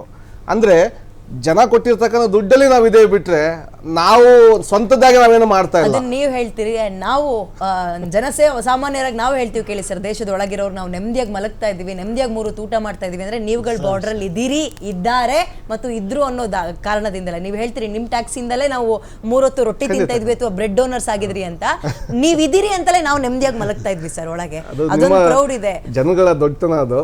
ಎಸ್. ಮತ್ತೆ ಇನ್ನೊಂದು ಹೇಳಲೇಬೇಕು ಸರ್, ನಾನು ಪ್ರೆಸ್ ಬ್ರೀಫಿಂಗ್ ಅನ್ನುವಂಥದ್ದು ಬಹಳ ಕುತೂಹಲ ಮೂಡಿಸ್ತಾ ಇದೆ. ಅದು ಈಗ ಆಫ್ಟರ್ ಆಪರೇಷನ್ ಸಿಂಧೂರ ಅಂದ ನಂತರ, ಅಲ್ಲಿ ಅದಕ್ಕೂ ಮುಂಚೆ ನಾವು ಯಾರು ಅದ್ರ ಬಗ್ಗೆ ತಲೆನೇ ಕೆಡಿಸ್ಕೊಳ್ತಾ ಇರಲಿಲ್ಲ, ನಾವು ಅಂದ್ರೆ ಜನಸಾಮಾನ್ಯರು. ಈಗ ಎಲ್ಲಾದ್ರೂ ಒಂದು ಸುದ್ದಿಗೋಷ್ಠಿ ನಡೀತಾ ಇದೆ ಸೇನೆಯಿಂದ ಅಂದ್ರೆ ಕಿವಿ ಅಗ್ಗಳಿಸಿ ಕೇಳಿಸ್ತಾರೆ. ಬಿಕಾಸ್ ಆಪರೇಷನ್ ಸಿಂಧೂರ ಆದ್ಮೇಲೆ ಹೇಗೆ ಉತ್ತರವನ್ನು ಕೊಡ್ತಾ ಇದೀವಿ ಅಂತ ಹೇಳಿದ್ದು. ನೆನ್ನೆ ತಗೊಳ್ಳೋಣ, 3 ಡಿಫೆನ್ಸ್ ಅವರು ಯಾವ ರೀತಿಯಾಗಿ ಎಷ್ಟೊಂದು ಡಿಗ್ನಿಫೈಡ್ ಆಗಿ, ಡಿಸಿಪ್ಲಿನ್ಡ್ ಆಗಿ, ಡೀಟೇಲ್ಡ್ ಆಗಿ ಪ್ರೆಸ್ ಬ್ರೀಫಿಂಗ್ ಮಾಡಿದ್ರು. ನಮ್ಮಲ್ಲಿ ಏನೇನು ಮಾಡಿದ್ವಿ, ಏನೇನು ಡ್ಯಾಮೇಜ್ ಆಯಿತು, ಅವ್ರು ಹೇಳ್ತಾ ಇರೋದೆಲ್ಲ ಫೇಕ್ ಸುದ್ದಿ ಯಾವುದು, ಮತ್ತು ನಾವು ನಮ್ಮಲ್ಲಿ ಸಮಸ್ಯೆ ಆಗಿರುವಂಥದ್ದನ್ನು ಎಲ್ಲವನ್ನ ಪೂರ್ತಿಯಾಗಿ ಒಂದು ತೆಗೆದಿಟ್ರು. ಬಟ್ ಅವ್ರುಗಳು ಒಂದು ರೀತಿ ಬಾಡಿ ಲ್ಯಾಂಗ್ವೇಜ್ ಇಂದ ಹಿಡಿದು ಒಂದು ಬಳಸೋ ಪದಗಳಿಂದ ಹಿಡಿದು ಗೂಂಡಾಗಳ ಥರ ವರ್ತನೆ ಮಾಡ್ತಾ ಇದ್ರು. ಸೊ ನಿಮ್ಗೆ ಏನು ಅನ್ಸುತ್ತೆ ಅದ್ರ ಬಗ್ಗೆ? ಇದು ನಮ್ಮ ಫಸ್ಟ್ ಪ್ರೆಸ್ ಮೀಟ್ ಅಲ್ಲಿ ನೀವು ನೋಡಿರ್ಬೋದು, 2 ಕಡೆ ನಮ್ಮ ಕುರೇಶಿ ಮೇಡಮ್, ಕರ್ನಲ್ ಕುರೇಶಿ ಅಂತ ಹೇಳ್ಬಿಟ್ಟು ಇನ್ನೊಂದು ಏರ್ ಫೋರ್ಸ್ ಒಂದು ನಮ್ಮ ಕಮಾಂಡರ್ ಒಬ್ರು ಇದ್ರು, ಮಧ್ಯದಲ್ಲಿ ಕಾಶ್ಮೀರಿ ಪಂಡಿತ್ ಅವರು, ಕಾಶ್ಮೀರದ ಪಂಡಿತ್ ಅವರು ಸಿಂಗ್ ಅವರು, ಅವ್ರನ್ನ ಮೊದಲನೇ ಪ್ರೆಸ್ ಮೀಟ್ ಅಲ್ಲೇ ತೋರಿಸಿದ್ರು. ಏನಂತ ಹೇಳಿದ್ರೆ, ನಮ್ಮ ಹೆಣ್ಣು ಮಕ್ಕಳು ಯಾವ್ದ್ರಲ್ಲಿ ಕಡಿಮೆ ಇಲ್ಲ, ಜೊತೆಗೆ ಸಿಂಧೂರ್ ಅನ್ನೋ ಪದನೇ ಬಂದ್ಬಿಟ್ಟು ನಮ್ಮ ಹೆಣ್ಣು ಮಕ್ಳಿಗೋಸ್ಕರ ಅದು ಬಳಸಿ ಆಪರೇಷನ್ ತಯಾರು ಮಾಡಿರೋದು. ಅದರಲ್ಲೂ ನಮ್ಮ ಹೆಮ್ಮೆಯ ವಿಷಯ ಏನು ಅಂತ ಹೇಳಿದ್ರೆ, ನಮ್ಮ ಕುರೇಶಿ ಬಂದು ನಮ್ಮ ಕರ್ನಾಟಕದ ಹೆಣ್ಣುಮಗಳು. ಅದು ಫಸ್ಟ್ ಪ್ರೆಸ್ ಮೀಟ್ ಯಾವ ರೀತಿ ತೋರಿಸಿದ್ರು ಅಂತ ಹೇಳಿದ್ರೆ, ನಮ್ಮ ದೇಶದಲ್ಲಿ ಅಲ್ಲಿಂದಾನೇ ಸ್ಟಾರ್ಟ್ ಆಯ್ತು ಇವ್ರದ್ದು. ಜೊತೆಗೆ ಈ ಪ್ರೆಸ್ ಮೀಟ್ ಮಾಡೋದಕ್ಕೂ ಕಾರಣ ಏನು ಹೇಳಿದ್ರೆ, ನಮ್ಮ ಹಲವಾರು ರಾಜಕೀಯ ವ್ಯಕ್ತಿಗಳಲ್ಲಿ ನೀವು ನೋಡಿರ್ಬೋದು, ಇದು ನಿಜವಾಗ್ಲೂ ಈ ಯುದ್ಧ ನಡೆದಿದೆಯಾ, ಈ ತರ ಆಪರೇಷನ್ ಆಗಿದೆಯಾ, ಇಷ್ಟು ಜನ ಸತ್ತಿದಾರ ಅನ್ನೋ ಹಲವಾರು ಜನಗಳಿಗೆ ಕ್ವಶನ್ ಅನ್ನ ಹಾಕುವಂತ, ಸೈನಿಕರಿಗೆ ಕ್ವಶನ್ ಹಾಕುವಂತ ಹಲವಾರು ಮನಸ್ಥಿತಿಗಳು ಇದಾವೆ. ನಮ್ಮ ಯಾವುದೇ ಸರ್ಜಿಕಲ್ ಸ್ಟ್ರೈಕ್ ಆಗಿರ್ಬೋದು, ಯಾವುದೇ ಯುದ್ಧಗಳು ಇರ್ಬೋದು, ಪ್ರೂಫ್ ಕೊಡಿ ಅನ್ನೋ ಮಟ್ಟಕ್ಕೆ ನಮ್ಮವರೇ ಕೇಳೋಂತ ಪರಿಸ್ಥಿತಿ ಇರ್ಬೇಕಾದ್ರೆ ಅವ್ರಿಗೆ ಈ ಬ್ರೀಫ್ ಅಲ್ಲ, ಇದು ಮುಖಕ್ಕೆ ಒಡೆದಂಗೆ ತೋರಿಸ್ತಕ್ಕಂಥ ಬ್ರೀಫ್ ಇದು. ಅದನ್ನ ನಮ್ಮ ಸೈನಿಕ ಅಧಿಕಾರಿಗಳು ರಿಯಲಿ ಡಿಸಿಪ್ಲಿನ್ ಇಂದ ಪ್ರತಿಯೊಂದು ಸುಳ್ಳು ಹೇಳ್ತಾರಲ್ಲ ಸರ್ ಅವರು, ಆ ದೇಶದವರು. ನನ್ಗೆ ಅದೇ ಆಶ್ಚರ್ಯ ಆಗೋದು, ಅಲ್ಲಿನ ಪ್ರಧಾನಮಂತ್ರಿಯಿಂದ ಹಿಡಿದು ಸೇನೆಗೆ ಅಂದ್ರೆ ಸೇವೆ ಸಲ್ಲಿಸುವಂತಹ ಆರ್ಮಿ ತನಕ, ಅಂದ್ರೆ ಸೈನಿಕನ ತನಕ ಬರೀ ಬಾಯ್ ಬಿಟ್ರೆ ಸುಳ್ಳು ಹೇಳ್ತಾರೆ. ಅದಕ್ಕೆ ಜನಕ್ಕೆ ನಂಬಕ್ ಭಯನ ಅವ್ರನ್ನ ಅಂತ. ಪ್ರಶ್ನೆಗೆ ಉತ್ತರ ಕೊಡ್ತೀನಿ ಕೇಳಿ. ನಾನು ಈಗ ನಾವು ಹೇಳ್ತೇವೆ ಹಳ್ಳಿ ಭಾಷೆಯಲ್ಲೇ, ನೆಲಕ್ಕೆ ಬಿದ್ರು ಮೀಸೆ ಮಣ್ಣಾಗಲ್ಲ. ಅದು ಪಾಕಿಸ್ತಾನದ ಕ್ಯಾರೆಕ್ಟರ್. ಅದು ಅವ್ರಿಗೆ ಏನೇ ಮಾಡಿ ನನಗೆ ಏನು ಆಗಿಲ್ಲ ಅಂತ ಇದ್ದಿದ್ಕಂತ ನಂಗೆ ಆಯ್ತಾ, ಅವ್ರಿಗೆ ಎಷ್ಟೇ ಡ್ಯಾಮೇಜ್ ಮಾಡಲಿ ನನಗೇನು ಆಗಿಲ್ಲ ಅಂತ. ಅವ್ರ ಕ್ಯಾರೆಕ್ಟರ್ ಯಾಕೆ ಅದಂಗೆ ಅಂತಂದ್ರೆ, ಅವ್ರು ಪ್ರಪಂಚಕ್ಕೆ ತೋರಿಸ್ತಾರೆ ನಾವೇನು ಕಮ್ಮಿ ಇಲ್ಲ ಅಂತೇಳಿ, ಪ್ರಪಂಚಕ್ಕೆ ತೋರಿಸ್ತಾರಷ್ಟೇ ನಾವೇನು ಕಮ್ಮಿ ಇಲ್ಲ, ಯಾವುದ್ರಲ್ಲೂ ಕಮ್ಮಿ ಇಲ್ಲ ಅಂತೇಳಿ. ಆದರೆ ಏನೆಲ್ಲ ಆಗಿದೆ ಅಂತ ನಮ್ಮವ್ರಿಗೆ ಅಷ್ಟೇ ಗೊತ್ತು. ನೆನ್ನೆ ನೋಡಿರ್ಬೇಕು ನೀವು, ಪ್ರೆಸ್ ಕಾನ್ಫರೆನ್ಸ್ ಆಗ ನೀವು ಹೇಳಿದ್ರಿ ಡಿಗ್ನಿಫೈಡ್ ಆಗಿ, ಎಷ್ಟು ಸ್ಟ್ರಾಂಗ್ ಆಗಿ, ಎಷ್ಟು ಡೀಟೇಲ್ಸ್ ಆಗಿ ಹೇಳಿದ್ರು ಅಂತೇಳಿ. ಆದರೆ ಯಾರು ಪ್ರಿಸ್ಕ್ರೈಬ್ ಮಾಡಿಲ್ಲ ಎಷ್ಟು ಹೊಡೆದಾಕಿದ್ವಿ, ಏನು ಮಾಡಿದ್ವಿ, ಎಷ್ಟು ಡ್ರೋನ್ ಬಂದು ಅಂತೇಳಿ. Some drones came, we destroyed ಅಂದ್ರು, ಸಮ್ ಫ್ಲೈಟ್ಸ್ಗೆ ವಿ ಡಿಸ್ಟ್ರಾಯ್ಡ್ ನಂಬರ್ಸ್ ಅಂತ ಹೇಳಿ. ಕೊಡ್ಲಿಲ್ಲ. ಹೌದು ಹೌದು ಹೌದು. ನಂಬರ್ಸ್ ಯಾವುದು ಕೊಟ್ಟಿಲ್ಲ ಅಲ್ಲಿ. This is the beauty of India. ನಾವು ಯಾವ ಕಾರಣಕ್ಕೂ ಯಾವುದು ಟೆಕ್ನಿಕಲ್ ಇದನ್ನ ಯಾವುದು ಬಳಕೆ ಮಾಡಲ್ಲ. ಯಾಕಂದ್ರೆ ಅದು ಅವರಿಗೆ ಪಾಸಿಟಿವ್ ಅಂದ್ರೆ ಬೇರೆ ರೀತಿಯಲ್ಲಿ ಲಾಭ ತರಬಾರದು. ಅವ್ರಿಗೆ ಲಾಭಕ್ಕಿಂತನೂ ಹೊರ ಇಂಟರ್ನ್ಯಾಷನಲ್ ಒಂದು ಇದಕ್ಕೆ ಒಂದು ಮೆಸೇಜ್ ಹೋಗುತ್ತೆ. ನಾವು ನಮ್ಮ ತನ ದೊಡ್ಡಸ್ತಿಗೆ ನಾವು ತೋರಿಸೋ ಒಂದು ಇದು ನಮಗೆ ಬೇಡ. ನಮ್ಮ ಜನಕ್ಕೆ ಏನು ಇನ್ಫಾರ್ಮೇಶನ್ ಬೇಕು, ರಿಲೆವೆಂಟ್ ಇನ್ಫಾರ್ಮೇಶನ್ ನಾವು ಪಾಸ್ ಆನ್ ಮಾಡಿದ್ವಿ. ನಮ್ಮ ಇಂಡಿಯನ್ ಪೀಪಲ್ಸ್ಗೆ ಏನು ಬೇಕು ರಿಲೆವೆಂಟ್ ಇನ್ಫಾರ್ಮೇಶನ್ ಇಷ್ಟು ಕೆಲವು ಫ್ಲೈಟ್ಸ್ ಹೊಡೆದಾಕಿದ್ವಿ, ಡ್ರೋನ್ ಬಂದು ಅವನು ಹೊಡೆದಾಕಿದ್ವಿ, ಇದನ್ನ ಹೊಡೆದಾಕಿದ್ವಿ, ಈ ಕೆಲಸ ನಾವು ಮಾಡಿದ್ವಿ ಅಷ್ಟೇ. ಏರ್ಫೋರ್ಸ್ ಅವರಾಗಿರ್ಬೋದು, ಆರ್ಮಿಯವರಾಗಿರ್ಬೋದು, ನೇವಿ ಚೀಫ್ಗಳಾಗಿರ್ಬೋದು, 3 ಜನ ಬಂದು ಡೀಟೇಲ್ಸಾಗಿ ಹೇಳಿದರು. ನಂಬರ್ಸ್ ಯಾರೂ ಹೇಳಿಲ್ಲ. ಆದರೆ ಡೆಡ್ ಎಗ್ನೆಸ್ಟಾಗಿ ಅವರು ಹಿಂಗ್ ಮಾಡಿದ್ವಿ, ರಫೇಲ್ ಹೊಡೆದಾಕಿದ್ವಿ ಅಂತ ಹಂಗೆ ಹೇಳ್ತಾರೆ. ರಫೇಲ್ ಹೊಡೆದ್ವಿ, ಬ್ರಹ್ಮೋಸ್ ಬಿದ್ದೋಯ್ತು, ಅದು ಬಿದ್ದೋಯ್ತು, ಇದು ಬಿದ್ದೋಯ್ತು. ಯಾಕೆಂದ್ರೆ ಅಲ್ಲಿ ಇಷ್ಟು 1947 ಇಂದ ಇಲ್ಲಿವರೆಗೂ ಪಾಕಿಸ್ತಾನ ನಿಂತಿರೋದೇ ಸುಳ್ಳು ಬುನಾದಿ ಮೇಲೆ. ಸತ್ಯನ ಜನಕ್ಕೆ ಯಾವ ಕಾರಣಕ್ಕೂ ಹೇಳಿಲ್ಲ ಅಲ್ಲಿ. ನೀವು ನೋಡಿರ್ಬೇಕು, ಒಬ್ಬ ಯೂಟ್ಯೂಬರ್ ಸಾಯಿಲ್ ಚೌಧರಿ ಅಂತ ಇರ್ತಾನೆ, ನಾನು ಸುಮಾರು ಫಾಲೋ ಮಾಡ್ತೀನಿ ಅವನ್ನ. ಒಂದು ಲೇಡಿ ಒಬ್ರು ಇದ್ದಾರೆ, ಅವ್ರ ಹೆಸರು ನನಗೆ ನೆನಪು ಬರ್ತಾ ಇಲ್ಲ, ಬಟ್ ಸೋಯಿಲ್ ಚೌಧರಿನ ಭಾಳ ಫಾಲೋ ಮಾಡ್ತೀನಿ. ಅವ್ನು ಎಷ್ಟು ಡೀಟೇಲ್ಸ್ ಕಂಪ್ಯಾರಿಸನ್ ಮಾಡ್ತಾರೆ ಅಂದರೆ, ಅಲ್ಲೂ ಪಾಕಿಸ್ತಾನದವರು ಸಹ ಇಂಡಿಯನ್ಸ್ನ ಲವ್ ಮಾಡೋರಿದ್ದಾರೆ. ಅವನು ಯಾವಾಗಲೂ ಪಾಕಿಸ್ತಾನದ ಆರ್ಮಿನ ಪಾಕಿಸ್ತಾನ ಪೊಲಿಟಿಷಿಯನ್ಸ್ನ ಯಾವಾಗಲೂ ಅವ್ನು ಟಾರ್ಗೆಟ್ ಮಾಡ್ತಾನೆ. ಯಾಕೆ ನಮಗೆ ಬರೀ ಇದೇ ಹೇಳ್ಕೊಡ್ತಿದ್ದಾರೆ, ನಮಗೆ ಬರೀ ಇಂಡಿಯಾ ಸರಿ ಇಲ್ಲ ಅಂತ ಯಾಕೆ ಹೇಳ್ಕೊಡ್ತಿದ್ದಾರೆ ಅಂತೇಳಿ ನಾವು ಫಾಲೋ ಮಾಡ್ತಾ ಇಲ್ಲ. ಅದು ನೋಡ್ತೀನಿ, ಪಾಕಿಸ್ತಾನದ ಪಬ್ಲಿಕ್ ರಿಯಾಕ್ಷನ್ಸ್ ನೋಡ್ತೀನಿ, ಇಲ್ಲ ಇಂಡಿಯಾ ಚೆನ್ನಾಗಿದೆ, ಇಂಡಿಯಾದಲ್ಲಿ ಹಂಗಿದ್ದಾರೆ. ಸುಮಾರು ಜನ ಹೇಳ್ತಾರೆ, ನಮ್ಮ ರಿಲೇಷನ್ಸ್ ಡೆಲ್ಲಿಲಿದ್ದಾರೆ, ಅವ್ರು ಸುಮಾರು ಖುಷಿದ್ದಾರೆ, ಬಿಸಿ ಐತಪ್ಪ, ಇಲ್ಲಿ ನಾವು ಭಯಂಕರ ಹೀಟ್ ಇದೆ ಇಲ್ಲಿ ಅಂತ ನಮಗೇನು ಅನಿಸ್ತಾ ಇಲ್ಲಪ್ಪ, ಇಲ್ಲಿ AC ನಡೀತಾ ಇದೆ, 200 ಯೂನಿಟ್ಸ್ ಫ್ರೀ ನಮಗೆ ಅಂತ ಹೇಳ್ತಾರಲ್ರಿ. ಸೊ ಪಬ್ಲಿಕ್ಕಿಗೆ ಇಂಡಿಯನ್ಸ್ ಬೇಕು, ಅವರಿಗೆ ಅವರಿಗೆ ಪಾಕಿಸ್ತಾನ ಆರ್ಮಿ ಅವಶ್ಯಕತೆ ಇಲ್ಲ, ಅವರಿಗೆ ಪಾಕಿಸ್ತಾನ ಪೊಲಿಟಿಷಿಯನ್ಸ್ ಅವಶ್ಯಕತೆ ಇಲ್ಲ. ಸಖತ್ತು ಬೇಜಾರಾಗ್ಬಿಟ್ಟಿದೆ ಅವರಿಗೆ. ಯಾಕೆಂದ್ರೆ ಅವ್ರಿಗೆ ಓನ್ಲಿ ಏನು ಹೇಳ್ಕೊಡೋದು, ಇಂಡಿಯಾ ನಮ್ಮ ದುಶ್ಮನು ಅಂತ ಹೇಳಿ ಸಣ್ಣ ಹುಡುಗರಿಂದ ದೊಡ್ಡವ್ರ ತನಕ ಬರೀ ಅದೇ ತುಂಬಿದ್ದಾರೆ. ಯಾಕೆಂದ್ರೆ ಅವ್ರಿಗೆ ಒಳ್ಳೆ ಎಜುಕೇಶನ್ ಇಲ್ಲ, ಒಂದು ಒಳ್ಳೆ ಸ್ಕೂಲ್ ಅನ್ನೋದು ಕೊಟ್ಟಿಲ್ಲ, ಅವ್ರಿಗೆ ಯಾವ ರೀತಿ ತಾಲೀಮ್ ಕೊಡ್ಬೇಕಂತ ತಾಲೀಮೇ ಇಲ್ಲ ಅವರಿಗೆ. ಯೂನಿವರ್ಸಿಟಿಗಳನ್ನ ಅದಕ್ಕೆ ಸರ್ ಹೊಡೆದಾಕಿದ್ದು. ಓಕೆ, ನಾನು ಈಗ ಅಗೈನ್ ಅಮೆರಿಕದ ಬಗ್ಗೆ ಮಾತಾಡಿದ್ವಿ, ಚೀನಾದ ಬಗ್ಗೆ ಮಾತಾಡಲೇಬೇಕು. ಚೀನಾದ ಒಂದು ರೀತಿ ಎಂಥ ನರಿಬುದ್ಧಿ ಅಂದರೆ, ಪಾಕ್ಗಿಂತ ಡೇಂಜರ್ ಅದು ನಮಗೆ. ವ್ಯಾಪಾರ ವ್ಯವಹಾರ ಅಂತ ಬಂದರೆ ನಮ್ಮ ಮುಂದೆ ಪಾಕಿಸ್ತಾನ ಏನೂ ಅಲ್ಲ ಅನ್ನೋದು ಗೊತ್ತು. ಆದರೂ ಫಸ್ಟಿಗೆ ಏನಂತ ಹೇಳ್ತಾರೆ, ನ್ಯೂಟ್ರಲ್ ಆಗಿ ನಿಂತ್ಕೊಂಡ್ರು. ಆಮೇಲೆ ಏನು ಬರ್ತಾರೆ, ಶಾಂತಿ ಮಂತ್ರ ಅಂದರು. ಈಗ ನೋಡಿದ್ರೆ ನಾವು ಅವ್ರ ಜೊತೆಗೆ ನಿಂತ್ಕೊಳ್ತೀವಿ, ಸಹಾಯಕ್ಕೆ ನಿಂತ್ಕೊಳ್ತೀವಿ ಅಂತಾರೆ. ಅವ್ರದ್ದು ಉದ್ದೇಶ ಏನು ಅನ್ಸುತ್ತೆ ನಿಮಗೆ? ಮೇಡಮ್, ಅವ್ರಿಗೂ ಇಂಡಿಯಾಸ್ ಜೊತೆ ಅವ್ರದ್ದು 6 ಬಿಲಿಯನ್ ಟ್ರಾನ್ಸಾಕ್ಷನ್ ಇದೆ, ವ್ಯವಹಾರದಲ್ಲಿ ಭಾರಿ ತುಂಬಾ ಇದೆ. ನಾವಿಲ್ಲ ಒಂದು ಹೆಜ್ಜೆ ಹಿಂದೆ ತೆಗೆದ್ರೆ ಅವ್ರಿಗೆ ದೊಡ್ಡ ಮಟ್ಟದ ನಷ್ಟವೇ ಅದು ಚೀನಾಕ್ಕೆ. ಇಲ್ಲ ಮೇಡಮ್, ಅದು ಬೇಕು. ಚೈನಾ ಅವರಿಗೆ ಪಾಕಿಸ್ತಾನ ಬೇಕು. ಅವರಿಗೆ ಯಾಕೆ ಬೇಕು ಅಂತಂದ್ರೆ, ಇಂಡಿಯನ್ ಕಂಟ್ರೋಲ್ ಮಾಡ್ಬೇಕಂದ್ರೆ ಪಾಕಿಸ್ತಾನ ಒಂದರಿ ಬೇಕು. ಬೊಗ್ಲಾಕ್ ಒಂದೊಂದ್ಸರಿ ಪಾಕಿಸ್ತಾನದ ಹೆಗಲಿಗೆ ಬಂದೂಕನ್ನ ಇಟ್ಟು ಅವರು ಫೈರ್ ಮಾಡ್ತಾರೆ. ಇನ್ನೊಂದು ಚೈನಾ ಬುದ್ಧಿ ಏನಂದ್ರೆ, ಎಂಟೈರ್ ವರ್ಲ್ಡ್ಗೆ ಈ 2019 ಕೊರೋನಾ ಕೋವಿಡ್-19 ಬಂದಾಗಿಂದ ಎಂಟೈರ್ ವರ್ಲ್ಡ್ ಅವ್ರನ್ನ ಒಂದು ರೀತಿ ಸೆಗ್ರಿಗೇಟ್ ಮಾಡಿ ಇಟ್ಬಿಟ್ಟಿದೆ ಇವಾಗ ವರ್ಲ್ಡ್ ಅಲ್ಲೇ. ಚೈನಾದ ಏನಂತಂದ್ರೆ, ಇದೊಂದು ಇವತ್ತಿಂದೆಲ್ಲ ಅಮೆರಿಕದ ಏನು ಪಾಲಿಸಿ ಇದೆ, ಸೆಲ್ಫ್ ಅಮೆರಿಕಾ ಫಸ್ಟ್ ಅನ್ನೋದು, ಚೈನಾದು ಅದೇ ಪಾಲಿಸಿ ಇಟ್ಕೊಂಡ್ರೆ, ಫಸ್ಟ್ ಚೈನಾ ಫಸ್ಟ್ ಅಂತ ಹೇಳ್ಬಿಟ್ಟು. ಚೈನಾಗೂ ಇಂಡಿಯಾ ಕಂಡ್ರೆ ಹೆದರಿಕೆ. ಯಾಕೆಂದರೆ ಇಂಡಿಯನ್ಸ್ ಎಲ್ಲದರಲ್ಲೂ ಒಂದು ಮಟ್ಗಳು ಹಾಕಿದ್ದೇವೆ ನಾವು. ನಾವು ವಾರ್ ಮಾಡಿದಿಲ್ಲ ಚೈನಾ ಜೊತೆ, ನಾವು ಸೋತಿಲ್ಲ ಮೇಡಮ್. ಬ್ರಿಗೇಡಿಯರ್ ದಲ್ವಿ ಅಂತ ಒಂದು ಬುಕ್ ಬರ್ದಾರೆ, ಹಿಮಾಲಯನ್ ಬ್ಲೆಂಡರ್ಸ್ ಅಂತ ಹೇಳ್ಬಿಟ್ಟು. ಆ ಬುಕ್ ಸಿಕ್ಕರೆ ಓದಿ, ಅದರಲ್ಲಿ ಇಂಚಿಂಚು ಬರ್ದಾರೆ ನಮ್ಮ ಆರ್ಮಿ ಪರ್ಸನ್ಸ್ ಹೆಂಗೆ ಫೈಟ್ ಮಾಡಿದ್ರು ಚೈನಾದವ್ರಿಗೆ, ಚೈನಾದವ್ರನ್ನ ಹೆಂಗೆ ನಾವು ಓಡಿಸಿದ್ವಿ ಅಂತೇಳಿ. ಆದರೆ ಟೇಬಲ್ ಮೇಲೆ ಮತ್ತೆ ನಾವು ಸೋತ್ವಿ ಅಲ್ಲವಾ, ಅಕ್ಷಿಚಿನ ಅವ್ರಿಗೆ ಕೊಟ್ಟು. ಅವರಲ್ಲಿ 1962 ಆದರೆ ಮತ್ತೊಂದು ಯುದ್ಧಕ್ಕೆ ಅವ್ರು ಪ್ರಯತ್ನ ಪಟ್ಟಿಲ್ಲ, ಎಲ್ಲೂ ಯುದ್ಧ ಆಗಿಲ್ಲ. ಅವ್ರ ಸಾಮರ್ಥ್ಯ ಬಹುಶಃ ಪಾಕಿಸ್ತಾನದ ಮುಖಾಂತರ ತೋರಿಸ್ತಾ ಇದ್ದಾರಾ ಅಂತ. ನಂದಿನೊಂದು ವೆರಿ ಕ್ವಿಕ್ ಆಗಿ ಆನ್ಸರ್ ಕೊಡಿ ಸರ್. ಚೀನಾ ಒಂದು ವೇಳೆ ಯುದ್ಧ ಆದರೆ ಅವರ ಸೈನಿಕರನ್ನ ಎಕ್ವಿಪ್ಮೆಂಟ್ಸ್ಗಳನ್ನ ಪಾಕಿಸ್ತಾನಕ್ಕೆ ಕೊಡುವಂತಹ ನಂಬರ್ಸ್ ಹೆಂಗೆ ಹೇಳ್ಬೋದು ನೀವು? 100% ಲಿಸ್ಟ್ ನಂಬರ್ಸ್ ಕೊಡುತ್ತೆ, ಆರ್ಮಿನೂ ಕಳಿಸುತ್ತೆ ಅಂತ. ಆರ್ಮಿ ಕಳಿಸಲ್ಲ ಮೇಡಮ್, ಕಳಿಸಲ್ಲ, 100% ಕಳಿಸಲ್ಲ. ಯಾಕಂದ್ರೆ ಅದು ಫುಲ್ ಪ್ಲೇಜ್ ವಾರ್ ಆಗುತ್ತೆ, ಚೈನಾ ಜೊತೆಗೆ ವಾರ್ ಆಗುತ್ತೆ. ಇಕ್ವಿಪ್ಮೆಂಟ್ ಸೇಲ್ ಮಾಡ್ಬೋದು ಅಷ್ಟೇ ಅವರಿಗೆ. ಸೇಲ್ ಮಾಡ್ಲಿಕ್ಕೆ ಒಂದಿದು ನೋಡಿ ಮೇಡಮ್, ಇವಾಗ ಸಹಾಯ ಮಾಡ್ತೀನಿ ಅಂತ ಹೇಳಿ ಹಣ ಮಾಡ್ಕೊಳ್ಳುವಂತಹ ಅಷ್ಟೇ. IMF ಇವಾಗ ಮೊನ್ನೆ 1 ಬಿಲಿಯನ್ ಪ್ಯಾಕೇಜ್ ಕೊಟ್ಟಿದೆ. ಯಾಕೆ ಕೊಟ್ಟಿದೆ ಅಂದ್ರೆ, ಯುದ್ಧ ಆಗ್ತಿದೆ, ನಮ್ಮನ್ನ ಏನಾದ್ರು ಪರ್ಚೇಸ್ ಮಾಡಿ ಅದನ್ನ ದುಡ್ಡಿನ ಅಂತ ಹೇಳ್ಬಿಟ್ಟು.